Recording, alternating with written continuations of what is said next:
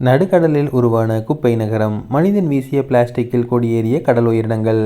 நடுக்கடலில் என்றாலே மனித நடமாட்டம் இல்லாத ஆழமான அமைதியான பகுதி என்றுதான் நாம் நினைப்போம்.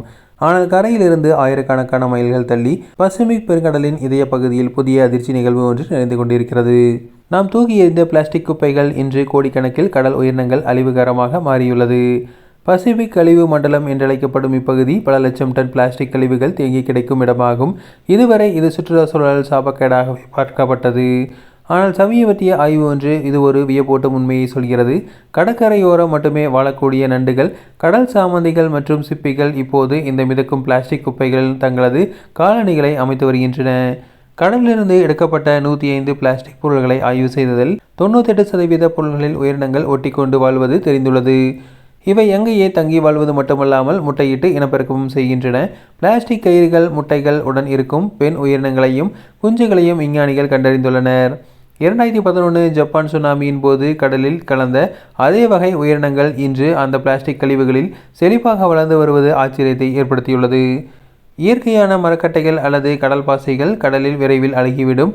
ஆனால் பிளாஸ்டிக் அழியாது. இந்த மரணமில்லா தன்மைதான் உயிரினங்களுக்கு சாதகமாகிவிட்டது.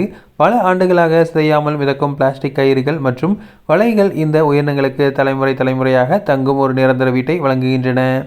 விஞ்ஞானிகள் இந்த வினோத சூழலுக்கு நியோபெலாஜிக் என்று பெயரிட்டுள்ளனர்.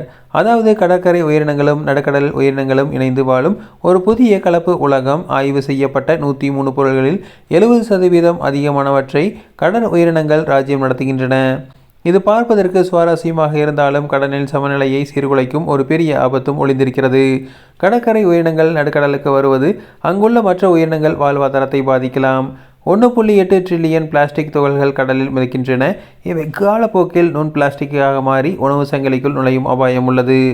நாம் தூக்கி எறிந்த ஒரு சாதாரண பிளாஸ்டிக் பாட்டிலோ அல்லது அறுந்த மீன்பிடி வலையோ இன்று கடலின் நடுவே ஒரு புதிய நகரத்தை உருவாக்கி இருக்கிறது. இயற்கையின் தகவமைப்பு தன்மை திறன் வியக்க வைத்தாலும் பிளாஸ்டிக் இல்லாத கடலை உண்மையான அழகு என்பதை நாம் மறக்கக்கூடாது.